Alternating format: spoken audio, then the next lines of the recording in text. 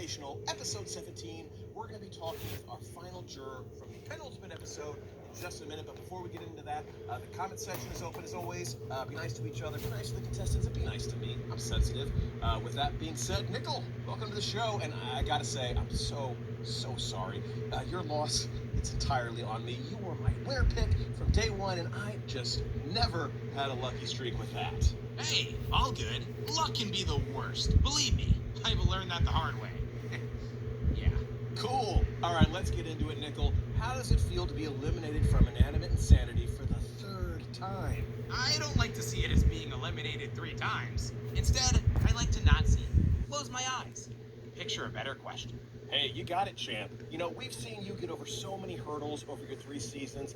If you could go back in time and change just one thing from your time on the show, what would it be? I'm sure there are a lot of things people are expecting me to say I regret, and I do. But you're probably going to ask me about them later anyway. So I'm gonna go with that time we, created Cheesy alive to make a pizza. Yeah, seemed like a great idea. Unintended, of course. But in hindsight, yeah, it was pretty messed up.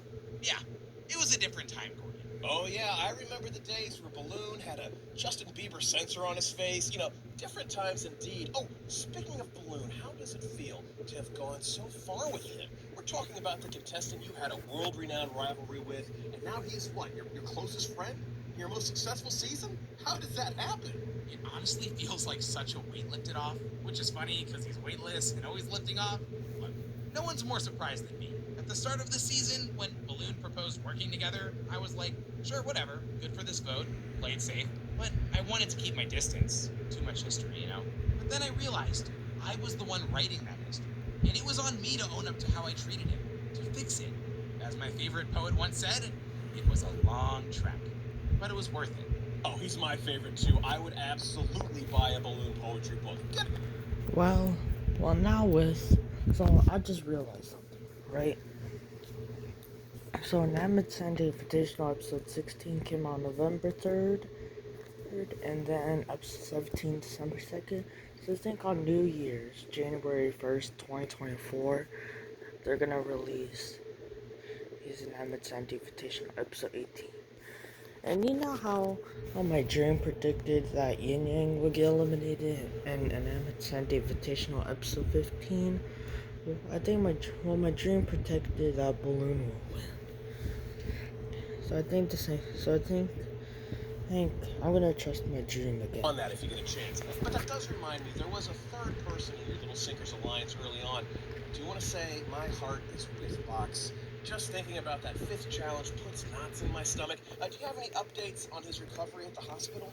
I think it's safe to say that what happened to Box was really hard on all of us. I've gone into that waiting room a bunch of times now, but every time they ask me who I'm there to see, I just can't bear to say his name, because that would make him being there real. I honestly don't think I'm ready to talk about it any more than that. And you know what? I shouldn't have to. It's such an exploitative question. How dare you ask me this? Do better, Gordon Holmes. Do better. Hey, I'm really sorry, Nickel. I'm not trying to start anything, but I get it. The feelings are raw, real raw. So let's get away from I and all the craziness for a second. How do you feel about an alternate version of yourself existing in a competition show? Is this some sort of comment on my personal growth? If so, appreciate the sentiment. Confused by the wording. Okay, well, you know, maybe we should just stick to the game. When Clover gave you her magical luck powers, I was surprised by how much you hated it. If it were me, I'd be running around carefree in the streets, living out all my wrestling fantasies, but now that the luck is gone, do you regret not using it for some better cause? Well, I saw the whole luck thing as this unstoppable advantage that I didn't earn, which made the entire game almost feel pointless. Like, if I was going to win, I wanted to deserve it. But beyond that, having a mysterious cosmic force controlling everything I said or did, that made my life feel pointless. Terrifying. And let's not forget, a bunch of us ended up dying just because she wanted an award. Clover was right, though. All I could see was the harm it could do to me, not the help it could have given others. Plus, I probably should have gotten a lottery ticket. Or 2. Or 80. Hey, if she's looking to give anyone some magic powers, hit me up. We can go 50-50 on a ticket, open offer. But I think that's a great question. I hope you're doing good now after everything. Is there any chance you'll be visiting her for future therapy sessions? Just because I was lying on a couch and opening up about all my insecurities doesn't mean I'd call it a therapy session. I mean, I'm on a couch right now. Does that make this therapy too? Does it? Does it? 4:15 next Thursday. Honestly, I think it'll do you some good. I'm sure anyone going through a game like this will have a bunch of regrets to work through. I mean, do you have a biggest regret? Like, getting banned from the picnics table, or the self-defeating way you used Clover's luck, or even, the terrifying violent box incident? Ooh, all right. All top shelf regrets, honestly. Thanks for reminding me of everything I did wrong, Gordon. Let me ask you, are you perfect? Didn't answer me fast enough. He conditioned, but he can't take it. Okay, anyway, I touched on most of these already, but getting banned from the picnics table was pretty terrible. It was an eternal all-you-can-eat buffet, and I lost down on it because I was, trying to prove a point. Not one of my better ideas. At least Test Tube got that ban lifted for me. Meatbone seems to have forgotten banning me by now, too. Wait, he doesn't watch these, does he? I take it back. Biggest... Oh, so I just realized I think Mifon forgot about the band. Or probably Mifon didn't. But probably didn't. Seems to have forgotten banning me by now, too. Wait, he doesn't watch these, does he? I take it back. Biggest regret was answering this question. I think we can distract him with our fan-favorite recurring segment here on Inanimate Radio. We do a word association here to get to know your teammates a little bit better. I'll give you someone's name, give me the first word or a couple words that pop into your head, and if my research is correct, and occasionally it is, you've played with just about everyone. So this might take a moment. So let's start off with blue. Next. Fair enough. How about candle? Purple. Now, there's no wrong answers, but I also need you to give me something here. Anything? Yin Yang. Okay. Kinda really funny. Life ring? Loud. How about box? Bro for life. OJ? Cool house. Cabbie? Cheated. Blueberry? Cheated part 2. Test tube? Kinda less crazy than you think. Tea kettle? Hors d'oeuvres! Oh, hors d'oeuvres! Fan? Didn't really play with him. He likes eggs? Paintbrush? Team Epic Legend! Woo!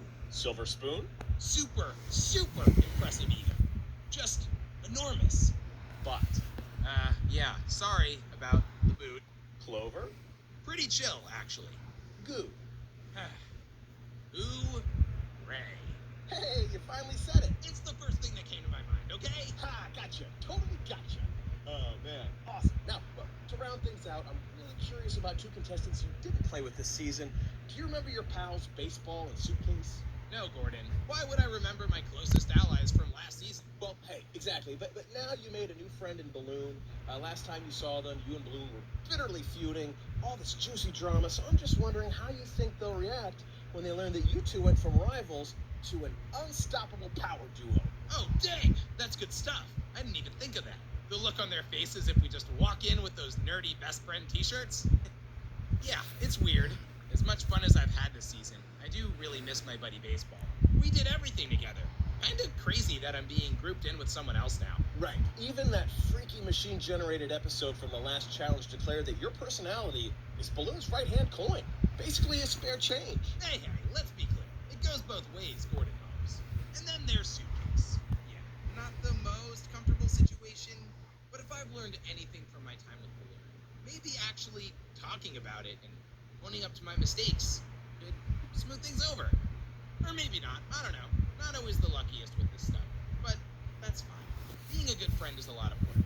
So if not, oh well. 2 real close friends is probably enough. Well, Nickel, if I may, I think after this interview you can for sure bump that number up to 3. Gordon Holmes? Friendship? Say it ain't so. I do say it is so, Nickel. I've seen your work around the picnics table after the band, and I would love to grab a snack after this. Sounds awesome. Let's do it. Oh, real quick, let me sign off. That'll be it for this installment of Exit Interviews. Thank you so much for speaking with me today, Nickel. It was a real privilege to talk to a 3-time legend. Just, not to brag, but I have a coin collection back home in your honor. Sounds terrifying. And of course, a huge thanks to our Inanimate audience for giving this a watch. And please be sure to subscribe and look out for the next opportunity to send in your questions, which could very well be read here when we speak to the finalists. Also, check me out on YouTube. Gordon Holmes there's another show used with those contestants who were voted out of the game.